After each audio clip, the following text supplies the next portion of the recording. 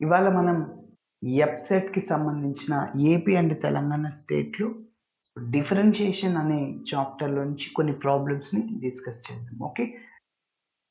If F of X is equal to ఒక function ఇచ్చేసాడు, then F dash of 0 ఇది F of X. F dash of X కనుక్కుంటాను, అందులో X ప్లేస్లో 0 substitute చేస్తే మన ఆన్సర్ వస్తుంది. ఓకే. సో మరి ఎఫ్ డాష్ ఆఫ్ ఎక్స్‌ని ఎట్లా కనుక్కుంటామంటే, సో 2 వేరియబుల్స్ న్యూమరేటర్‌లో ఉన్నాయి, డినామినేటర్‌లో ఉన్నాయి. అప్పుడు d/dx ఆఫ్ u/v అనే ఫార్ములాని ఉపయోగించి చేస్తాం. అలా చేశాక మనం ఎక్స్ ప్లేస్‌లో 0 సబ్స్టిట్యూట్ చేస్తే మన ఆన్సర్ వచ్చేస్తది. ఓకే. మరి చూద్దాం, చూడండి. సో మీకోసం ఇక్కడ పక్కనే ఫార్ములా రాస్తున్నాను. d/dx of u/v. అదే 2 వేరియబుల్స్ మల్టిప్లైస్లో ఉంటే d/dx ఆఫ్ uv అనే ఫార్ములాని ఉపయోగిస్తాం. ఓకే. సరే. సో ఫస్ట్ డినామినేటర్లో v² రాయాలి, మళ్ళీ న్యూమరేటర్లో vతో స్టార్ట్ చేయాలి. v into du/dx minus u into dv/dx అనమాట. ఓకే. మరి ఇక్కడ u అంటే న్యూమరేటర్లో ఉండేది, v అంటే డినామినేటర్లో ఉండేది. సో డైరెక్ట్గా నేను ఎఫ్ డాష్ ఆఫ్ ఎక్స్ కనుక్కుంటున్నాను, దాని తర్వాత ఎక్స్ ప్లేస్లో 0 సబ్స్టిట్యూట్ చేస్తాను. ఓకే. సో బై v² అంటే ఇదే అనమాట, e⁻3x plus e⁻−3x whole square. Okay. ఇప్పుడు ఫస్ట్ v రాయాలి, v ఇంటూ du/dx. v అంటే న్యూమరేటర్లో కదా, ఇది u, ఇది v. డినామినేటర్లో ఉండేది రాస్తున్నా, e⁻3x ప్లస్ e⁻−3x ఇంటూ డైరెక్ట్గా డిఫరెన్షియేటింగ్ చేస్తున్నా d/dx ఆఫ్ u. du/dx అంటే d/dx ఆఫ్ u అంటే uని xతో డిఫరెన్షియేటింగ్ చేయండి అని. ఓకే. సో ఇది బ్రాకెట్ వేసి ఇంటూ ఇంకా డిఫరెన్షియేటింగ్ చేస్తున్నా యూని ఎక్స్తో అనమాట. సో e⁻2x యొక్క డిఫరెన్షియేషన్ e⁻2x, మళ్ళీ 2x యొక్క డిఫరెన్షియేషన్ 2, d/dx ఆఫ్ e⁻x యొక్క డిఫరెన్షియేషన్ e⁻x. ఇక్కడ ఎక్స్ ప్లస్లో 2x ఉంది, e⁻2x. మళ్ళీ దేన్నైతే ఎక్స్ లాగా అనుకున్నామో e⁻2xని ఎక్స్ లాగా అనుకున్నాను, దాని యొక్క డిఫరెన్షియేషన్ 2x యొక్క డిఫరెన్షియేషన్ 2 అనమాట. ఓకే. సరే, అదే ఇక్కడ మైనస్ ఉంటే -2 అనమాట. సరే, అదే రాస్తున్నాను, d/dx ఆఫ్ u అంటే e⁻2x యొక్క డిఫరెన్షియేషన్ 2e⁻2x మైనస్, డైరెక్ట్గా రాస్తున్నా. మళ్ళీ e⁻−2xకి -2e⁻−2x, ఆల్రెడీ ఇక్కడ మైనస్ ఉంది, ప్లస్ అయిపోతుంది, 2e⁻−2x. ఓకే, ఇది అయిపోయింది. ఇప్పుడు ఇంకా u రాయాలి, మైనస్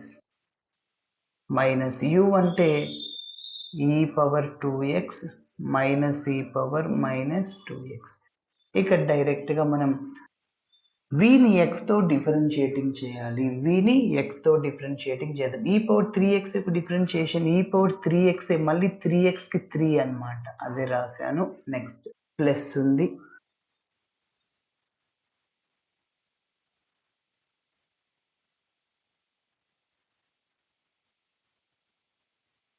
ఓకే, ప్లస్ e⁻−3x యొక్క డిఫరెన్షియేషన్ e⁻−3x, మళ్ళీ 3x యొక్క differentiation -3.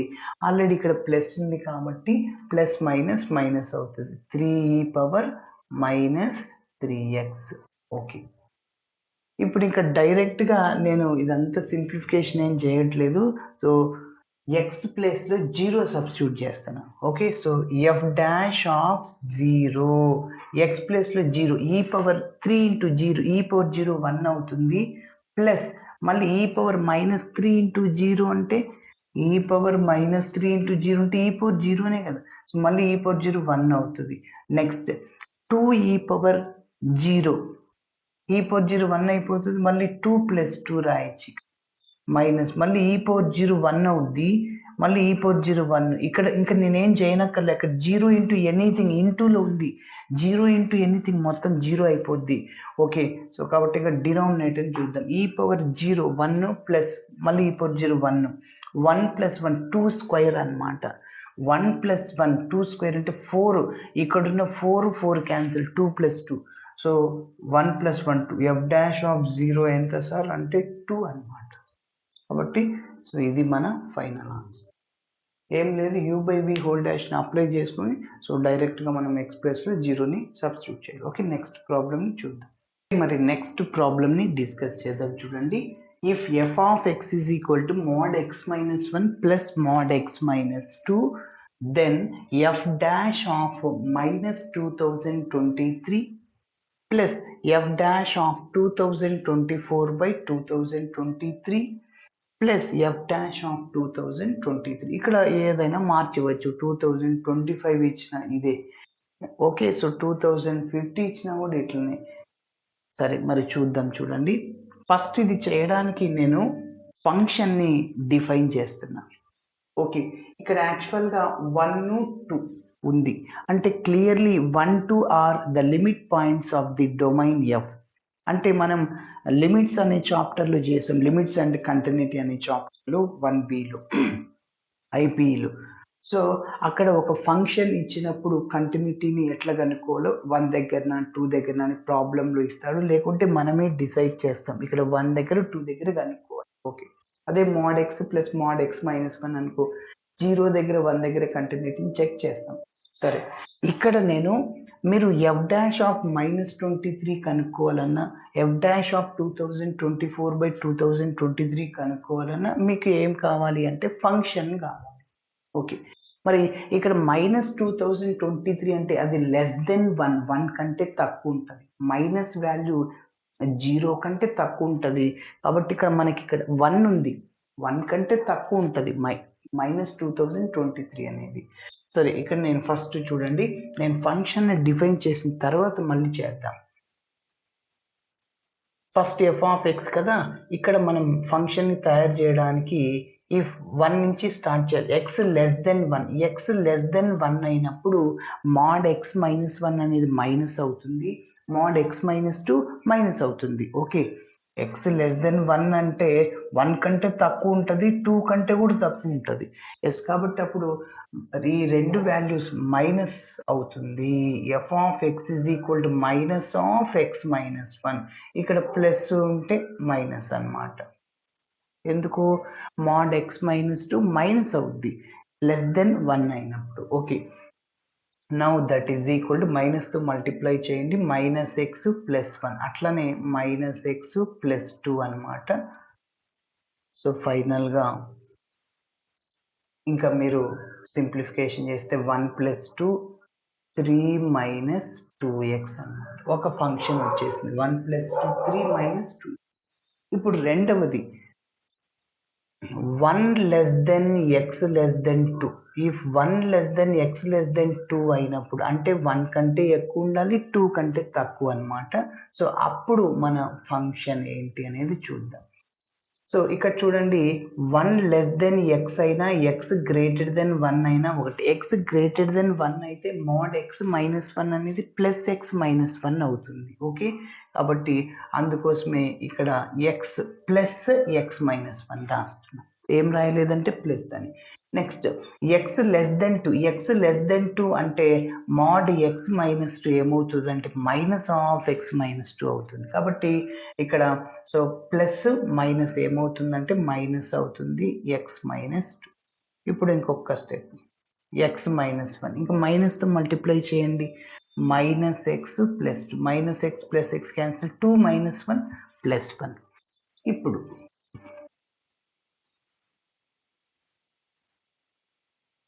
If x greater than 2 అంటే ఓకే, ఇప్పుడు మనం థర్డ్ కేసుని డిస్కస్ చేద్దాం. సో x greater than 2 అయినప్పుడు mod x - 2 ఏమవుతుందంటే ప్లస్ x - 2 అవుతుంది. x greater than 1 అయినప్పుడు 1 కంటే ఎక్కువ ఉన్నప్పుడు పాజిటివే కదా, సో mod x - 1 అనేది ప్లస్ x - 1 అవుతుంది.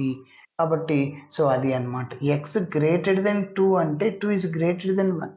x greater than 2 అయినప్పుడు ఈ కండిషన్, x greater than 1 అయినప్పుడు ఇదే అన్నమాట. ఓకే, సరే. So that implies F of X is equal to plus X plus 1 plus X minus 2. So ఇక్కడ మళ్ళీ మనం యాడ్ చేద్దాము 2x మైనస్ 3s. సింపుల్గా దాన్ని ఎట్లా గుర్తుపెట్టుకోవచ్చు అంటే మైనస్ మైనస్ దాని తర్వాత ప్లస్ మైనస్ ప్లస్ ప్లస్, ఇది గుర్తుపెట్టుకోండి. Minus minus plus minus plus plus.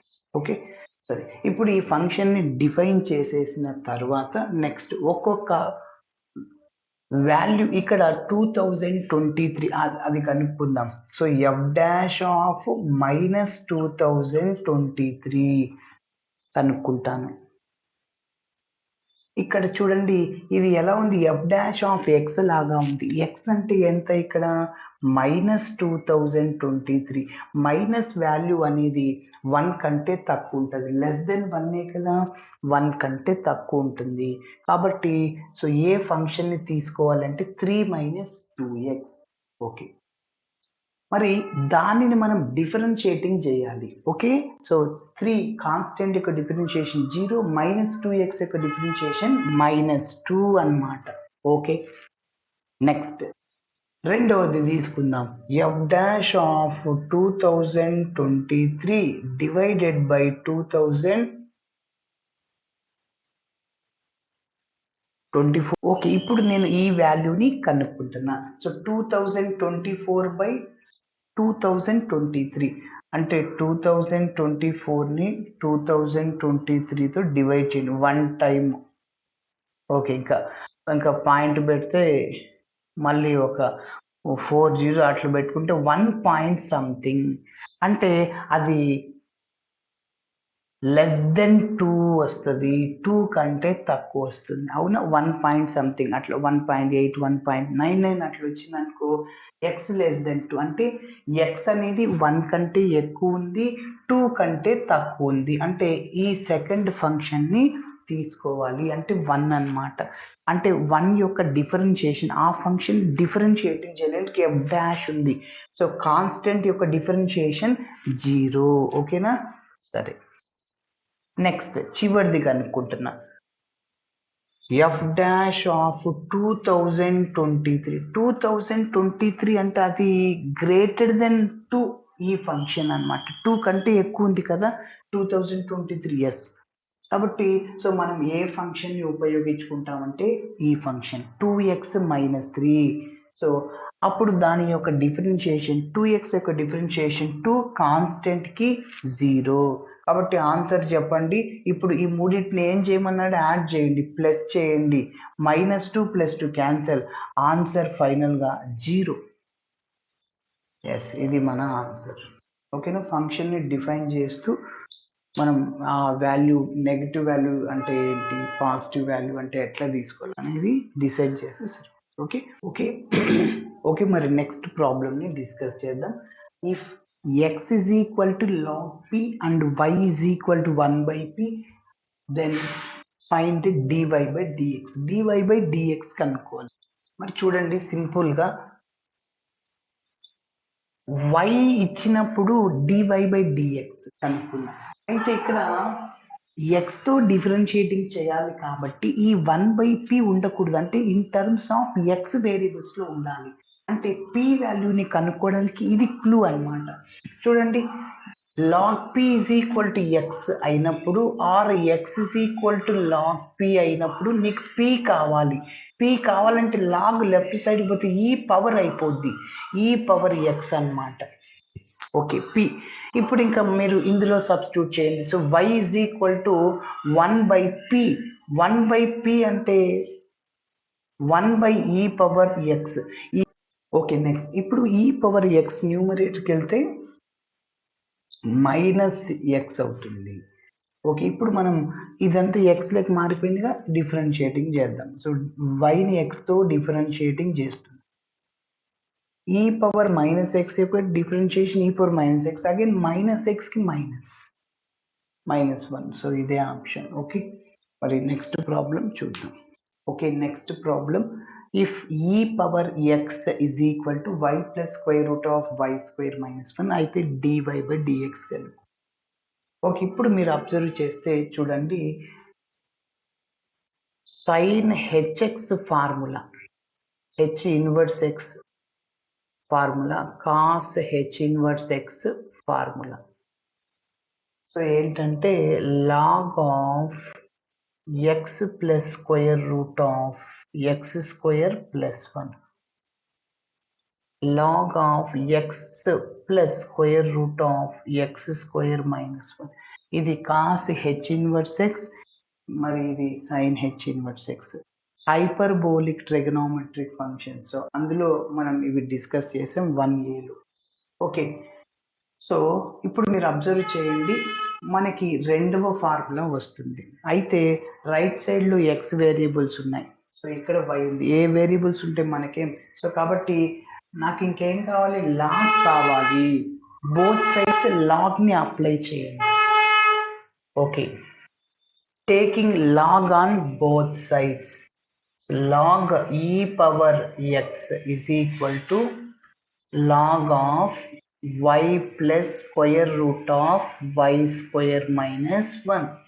Okay, log X power m లాగా ఉంది, m లాగ్ ఎక్స్ రాయొచ్చు, అంటే ఎక్స్ ఇంటూ పవర్ బేస్ అవుతుంది. లాగ్ ఈ ఇంకేం లేదంటే బేసి ఉంటుంది ఇక్కడ, లాగ్ ఈ బేసి 1 అయిపోతుంది అనమాట. So X into 1 is equal to, ఇక్కడ ఇదంతా దేనికి ఫార్ములా, కాస్ హెచ్ ఇన్వర్స్ ఎక్స్కి ఫార్ములా. అక్కడ ఎక్స్ ఇక్కడ వై, మనకేం కావాలి, ఓన్లీ వై కావాలి, వైని ఎక్స్తో డిఫరెన్షియేటింగ్ చేయాలి. ఓకే, ఇప్పుడు ఇదంతా 1 అయిపోయింది కదా, ఎక్స్ ఇంటూ 1 డైరెక్ట్గా ఎక్స్ రాసేస్తున్నా, cos H inverse Y, Y కావాలి కదా, cos H inverse left side తీసుకెళ్ళండి, కాస్ హెచ్ఎక్స్ అవుతుంది ఈజ్ ఈక్వల్ టు వై. ఇప్పుడు వైని ఎక్స్తో డిఫరెన్షియేటింగ్ చేయండి. So dy by dx of cos hx is equal to dy by dx. cos hx యొక్క differentiation sin hx. So ఇదే అన్నమాట, కాబట్టి ఇది మన answer. sin d by dx of sin hx cos hx, d by dx of cos hx sin hx, integral sin hx cos hx, integral cos HX sign HX, minus ఎక్కడ రాదు. Okay, ఆపోజిట్లో వస్తుంది, sign HX వస్తే cos వస్తుంది, అది integration అయినా differentiation అయినా. Okay, so thanks for watching my video. Video నచ్చితే ఖచ్చితంగా మీ ఫ్రెండ్స్ కూడా షేర్ చేయండి.